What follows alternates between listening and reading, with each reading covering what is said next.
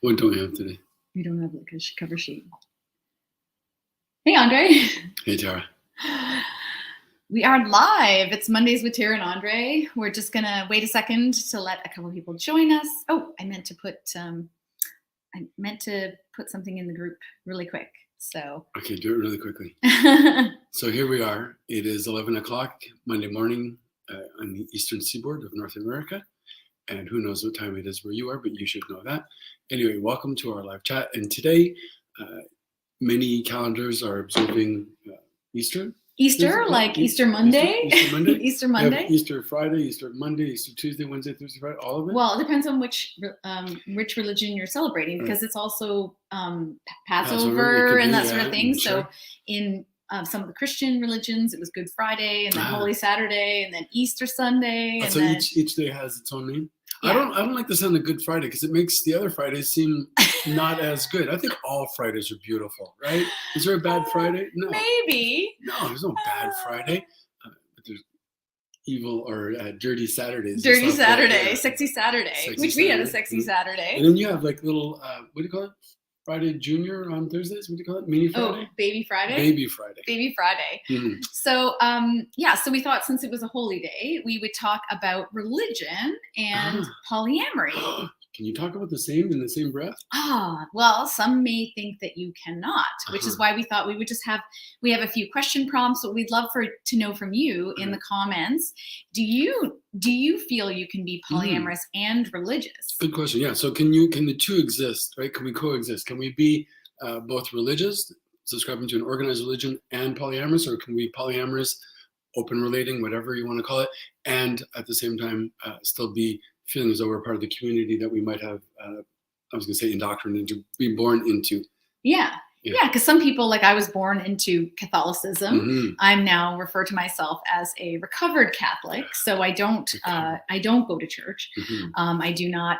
I mean, once in a while at Christmas, I think I'd go, but I go to hear the music. But I certainly don't subscribe to a lot of the beliefs. Mm-hmm. And so for me, my choice is not to be part of that community.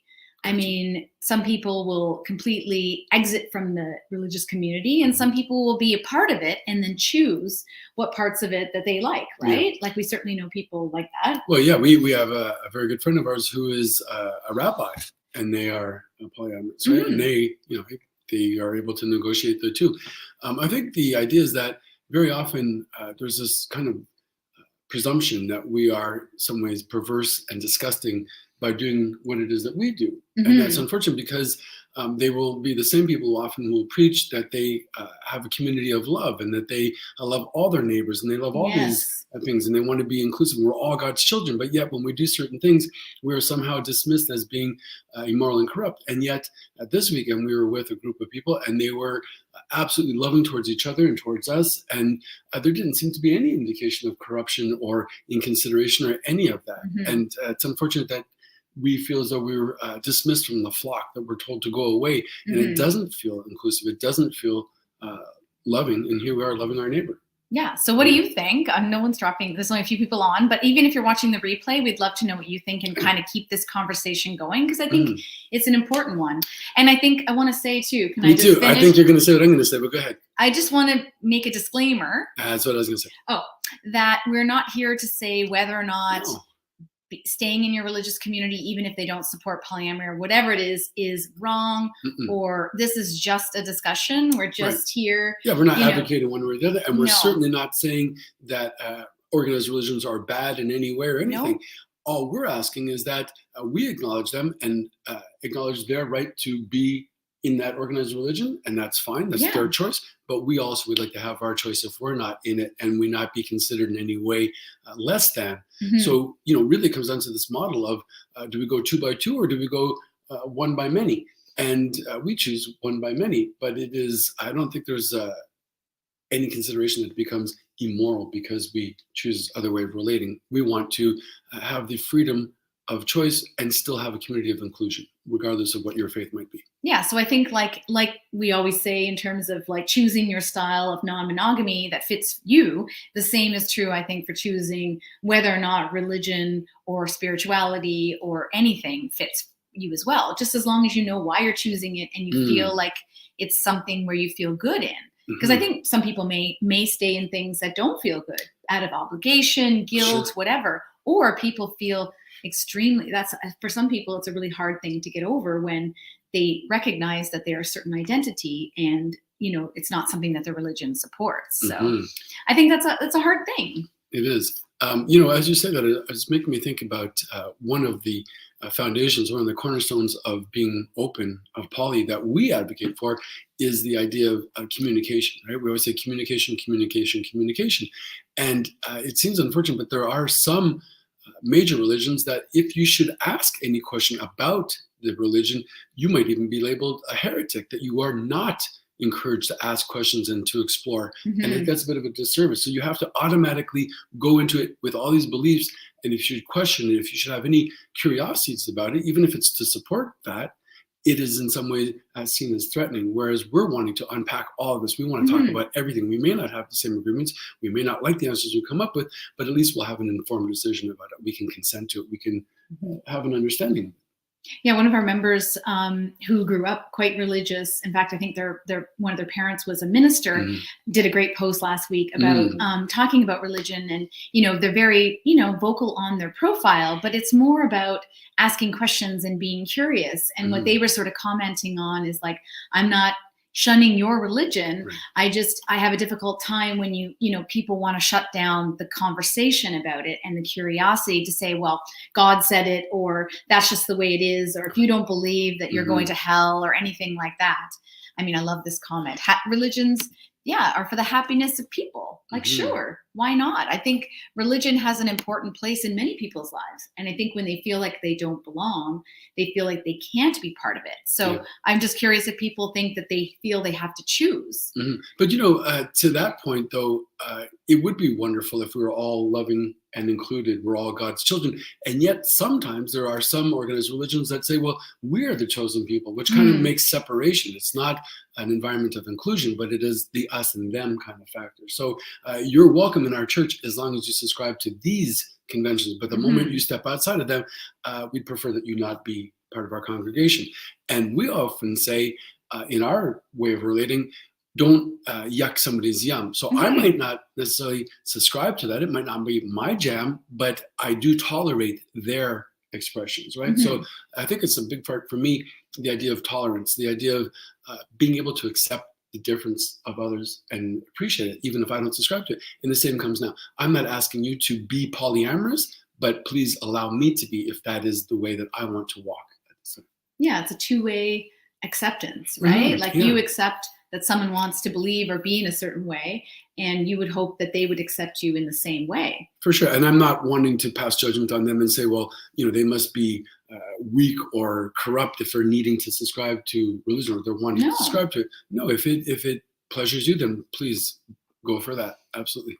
Well, some people like religion and being part of a religious community because it's just that. It's a community. It's a place to gather and friendships, and they get something from it. It's like, so for some people, and I know me, even when I was, after I got divorced and all of that, and I was with somebody, I used to go to a particular church because I really liked the priest and what they said. And I felt when I went there, it was like moments where I could just be to myself and be quiet and think and contemplative.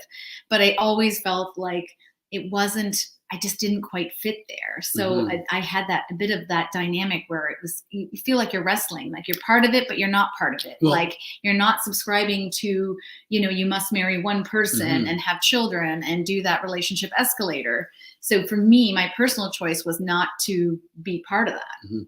But I think you might have picked up on that feeling because it's very often the messaging that is put across, right? That these are the ways of being that we honor and recognize, and other things might be counter to us, and then we have to extinguish them.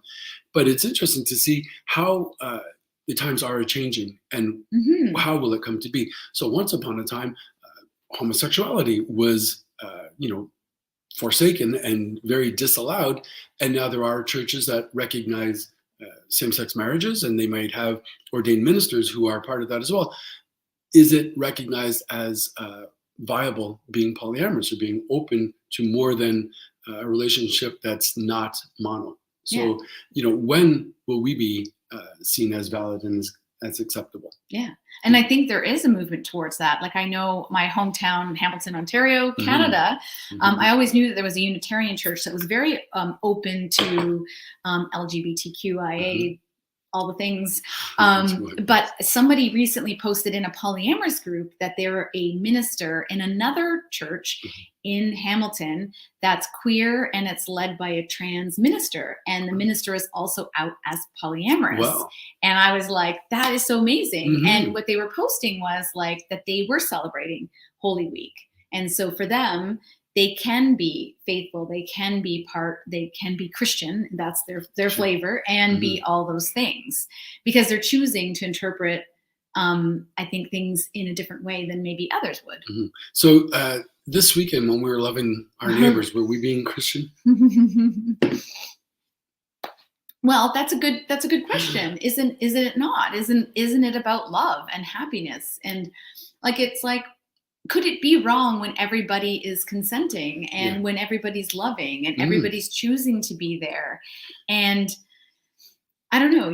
Well, we broke bread together, right? Yeah. And we were always considerate of each other and checking with each other, finding out how we're doing and wanting to be sympathetic to them, listening with our full presence and our heart. I don't see where the corruption came. If it's only the physical act, is that in itself really so horrific? Yeah. What makes, well, I think you said we were going over some questions when we were driving and you were talking about like, and maybe you said this a bit earlier too, is can we take the morality out of it? What makes being familiar with someone's private parts, immoral? Like, are there not other things that are like sort of worse? I don't know, not to compare, but I feel like it's kind of like, I don't know. Yeah, well, the worst part, I mean, again, I don't want to dump on religions, but all I have to do is think back to the Holy Crusades, right? Killing in the name of God. These people thought that they were justified in doing that. What we did this weekend was in no way violent. Nobody was harmed in any way. It was all consenting, as you say. I mean, so I'm not sure where it comes in. But then the cynic in me says, well, maybe it's the idea that we shouldn't be expressing ourselves in this carnal way because it goes against the teachings that they have, that it should be 2 by 2. And many argue that that is for ownership, that it is a capitalist model, right? Whereas I guess in the way we subscribe to communism, we want to share everything, right? It's not about having this. And yet there's anthropological evidence to support the idea that we were communal for such a long time, that many societies did go in a model that did not have to have a man and wife. And I say man and wife because for the longest time, women were seen as 7/8, right? They didn't have full rights and ownership. So a lot of that model, I think, is based on this economic way that, unfortunately, white men did want to put forward, right? And even, well, not just white men, a lot of men. But it is perhaps a model that has seen its time. Maybe we can find other ways. But again, if you subscribe to it and you find pleasure in it, that's fine. Please allow us our own, the same considerations. It's interesting talking about this. I find myself very self-aware of not wanting to get on a soapbox and grandstand and pontificate, right, for the pontiff. I don't want to pontificate the wonders of polyamory. There are some considerations as well. Oh, 100%. And we're not putting down organized religions, but there are a great many questions that we ought to ask. Yeah, for sure. I was thinking of something as you were talking about that and completely forgot. I have the book Sex at Dawn, and I really want to read that because it talks about sex through the ages, right? And how sex and relationships and all that stuff were viewed. I mean, I think there was a time when, even when North America, for example, was being colonized, sounds so terrible, that in order to get land, you had to get married and have a family and the amount of land you got was dependent on how many people you had in your family. Well, the same thing in Quebec, right? I mean, you were told outright that your job was to procreate and have as many children as possible. And if you did not have a big family, you were looked at with question. There were a lot of heavy moral attachments to having kids or not. Yeah. And I think the other part of this, where it comes to religion and polyamory, is also the family side. So what happens when you do choose polyamory or some other form of consensual non-monogamy and it's not, your family disagrees with it? So I think that's when you get into the situation where, as we're familiar with, where, my family, for example, wasn't supportive of it. And even at the beginning, were very vocal about calling it immoral and disgusting, right? And that's been a hard thing. And I know there's people in our community that are facing the same thing or worried about the same thing about coming out, because there could be that backlash. Yeah, it was so damning. It was so hurtful because before we made our announcement of being open, of relating this way, we were held in rather high esteem. We were looked at as we were good people and loving and caring, all that, which we still are. But then when this one announcement was made, all of a sudden that seemed to fall by the wayside. And now we were the biggest thing that they could think of when they thought about us as being immoral and disgusting, simply because of that, right? It's amazing. Yeah, somebody in the comments was writing, unfortunately, killing that is being done in the name of the religion. And excuse me for sounding self-righteous, but I've never advocated or never heard anybody in the open relating community say that we should go out and stamp out people who are religious or any of that, right? Or monogamous. Yeah, for sure. So really for me, it's again, the issue of inclusion and tolerance, acceptance. So you needn't subscribe to my ways, but please do not trample on us for the way that we express. We are loving, we are consenting, we are considerate of others, and we just ask that we be allowed to have that. What do you think makes people want to stamp on something else? Well, it's threatening to them, right? So, I like the way that my way of being is, and you have something different. It might make me question my own way, or I am afraid that maybe you're going to come in and change my ways of being. And it's not about that at all. I think because, another cornerstone of our way of relating is the consensual part. So we're not going to put upon our beliefs on other people and saying, you must subscribe to this. No, we simply announce our way of being it, saying that we enjoy many things about it. We increase our level of love and interaction with other loving human beings. It's not as though we're wanting to impose it, and we are simply wanting you to have your way. But it is still difficult for people, and people don't come out. I think the people we were with this weekend, I don't think any of them are actually out publicly to family or to colleagues or friends and all that. And that's a good question. So you might ask, well, what would stop them? What might be the considerations as to why they're not coming out?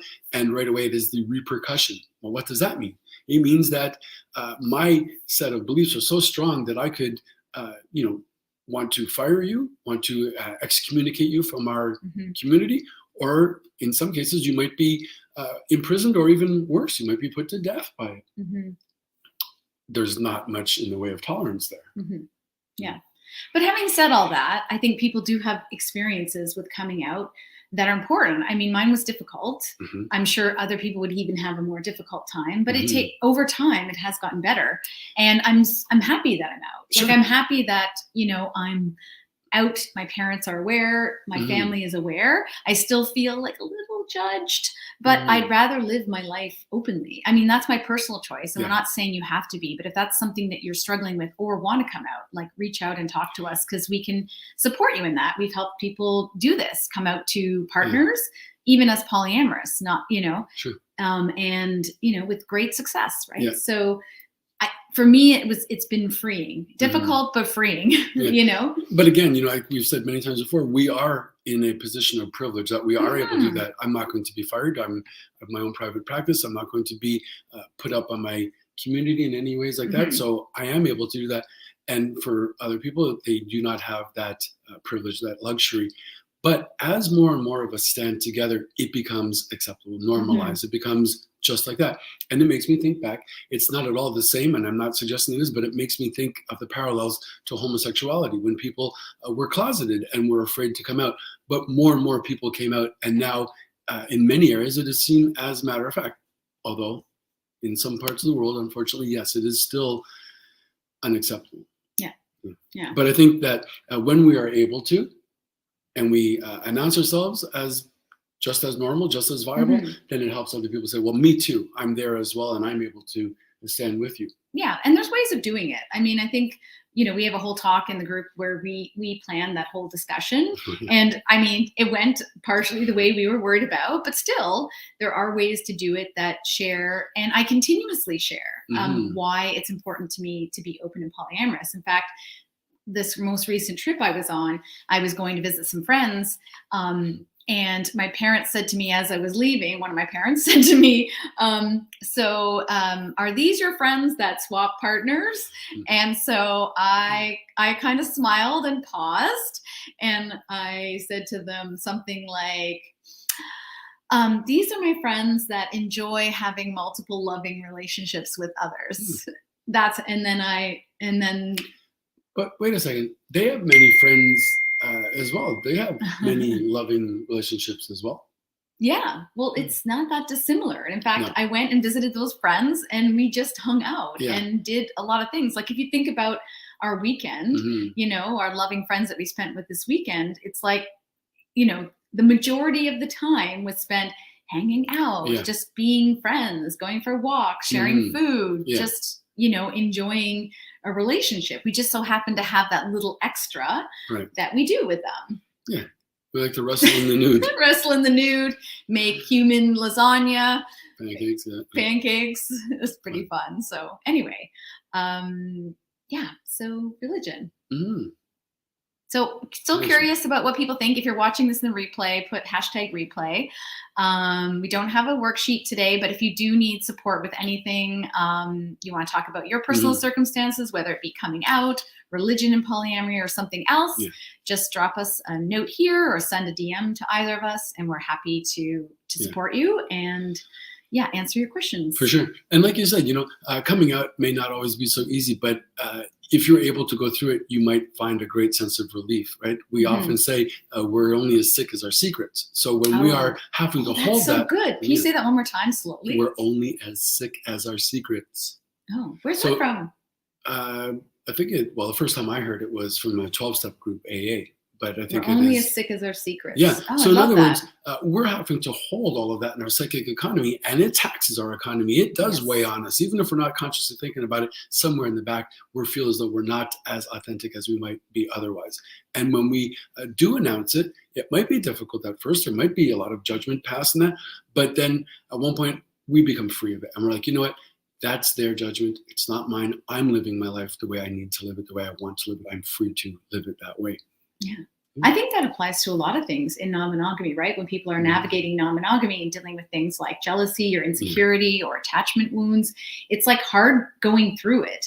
But I think it's worth it, and because I think the taxing on yourself by avoiding it is, like you said, even harder. Yeah. So. I think what makes it hard is our level of emotional involvement. Yes. And that investment makes it difficult. But at the same time, it is proportionate to the satisfaction you're going to receive on the other end. So, it's a struggle and it becomes difficult perhaps, but you get that much more satisfaction when you've been relieved of that burden. Well, imagine what you can do with yourself if you freed up those emotions, right? Like I was working on some stuff for our program, and I was thinking about, what happens when you deal with these things? Like what's the real result that you feel? And it is that you have a freeing of your emotional economy. Yeah, exactly. And you can use that for other things because it takes up so much space. Yeah. Anyway. So set yourself free and announce yourself today if you can. And if you need help with that, let us know. But it's going to be a short one today, and that was super fun. Thanks, Andre. Short can be good. Yeah, thanks for that conversation. Thank you. We're only as safe as our what is it? We're only as safe as our secrets. I've already forgotten it. That's interesting. What is it? We're going to have to talk about that. Can you tell me what it is? No, you heard me. I'm not going to say it again. You were able to hear it. It's in your unconscious. You'll come to it. Okay. Well, thank you, Andre, and everyone. If you're off today, have a great day. If you're working, also have a great day. And be kind to each other. Yeah. Love each other. Yeah. That's awesome. All right. Bye. Ciao. Bye.